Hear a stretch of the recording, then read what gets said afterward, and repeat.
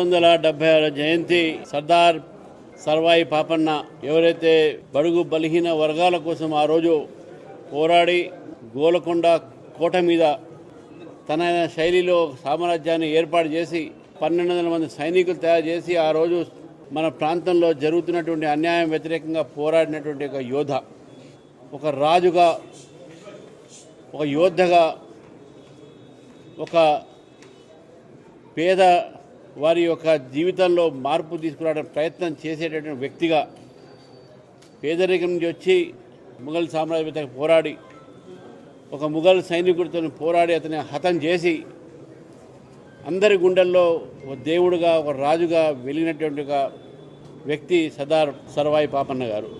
ముందుగా వారిని పాపాయుడు అని కూడా పిలుస్తారు. అయితే ఒక బీసీ నాయకుడు ఆ రోజుల్లోనే వెనకబడినటువంటి తరగతి నుంచి ఒక రాజు స్థాయికి వచ్చినటువంటి వ్యక్తి జనగామ జిల్లా కిషన్పుర అనేటువంటి గ్రామంలో వారు అక్కడ వారి యొక్క జన్మస్థానము, అదేవిధంగా ఒక ప్రదేశంలో వారు చేసిన పోరాటాలను ఈరోజు కూడా జనము చెప్పుకుంటుంటారు.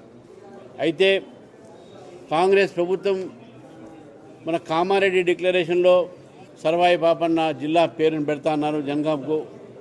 మరి ఇంతవరకు 3 సంవత్సరాలు అయిపోయింది, దాని మీద ఎటువంటి ఒక చర్య లేదు.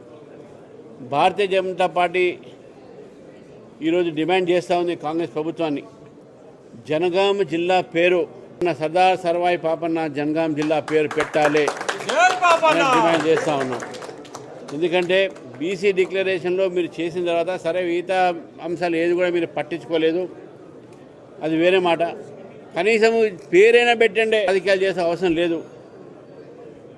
విగ్రహం పెట్టమంటే కూడా విగ్రహం కూడా చాలా కాలం తర్వాత మొన్న పోయినసారి గొడవ చేస్తే ఇప్పుడు ఈసారి బహుశా పెట్టే ప్రయత్నం చేస్తూ ఉన్నారు. కాబట్టి వెంటనే జనగాం జిల్లా పేరులో సర్వాయి పాపన్న పేరు తప్పకుండా సర్దార్ సర్వాయి పాపన్న జనగాం జిల్లాగా మార్చాలని చెప్పేసి కూడా మేము ప్రభుత్వాన్ని కోరుతూ ఉన్నాం.